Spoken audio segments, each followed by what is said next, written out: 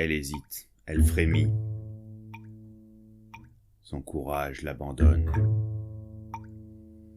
Puis elle se ressaisit,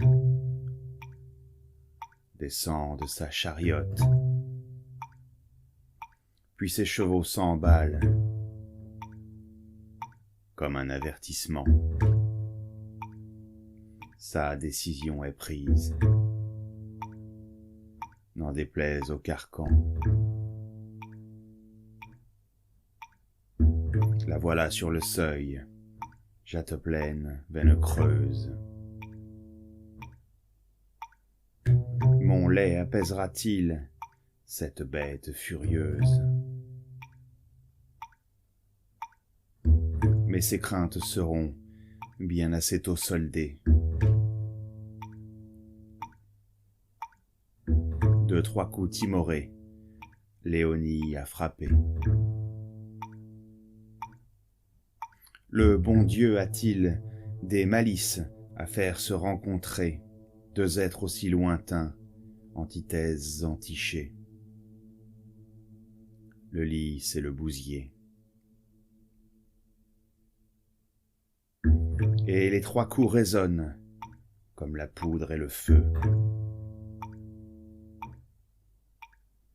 Sortant le cancrelat d'une narcose comateuse. Quelle étrangeté que cela, v'là qu'on toque à ma turne. Qui ose ainsi troubler mes viles turpitudes? De son œil vitreux, consultant le Judas.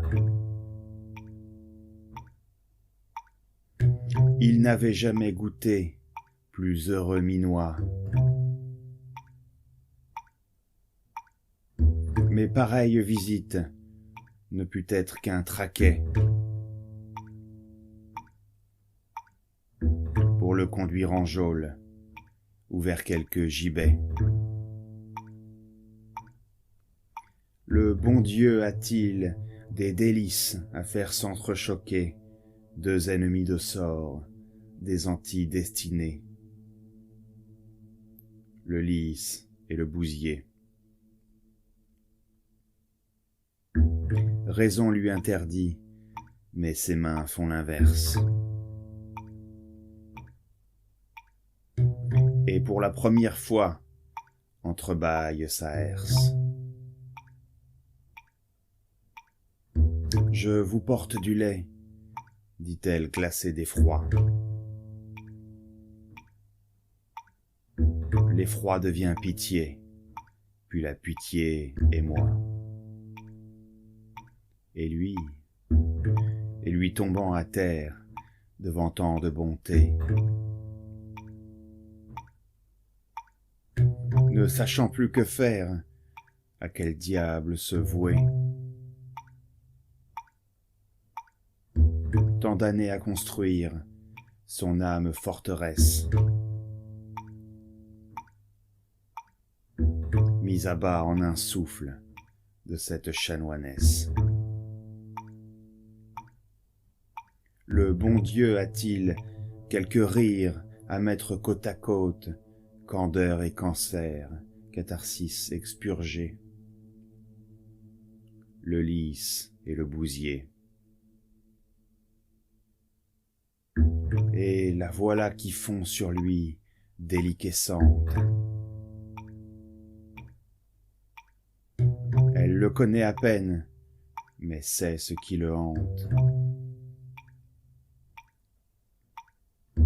Et ces 2-là maintenant ne semblent faire plus qu'un. 2 cœurs qui battent en chœur sur un même refrain. De caresse en caresse, il complète l'atlas. Il est roche volcanique, elle porcelaine de Saxe. Et pour la première fois, il semble être en vie. Les amants improbables Cloporte et Léonie. Le bon Dieu peut-être, dans le fond, avait-il ses raisons pour faire s'apprivoiser ces deux égaux blessés, le lys et le bousier, le lys et le bousier.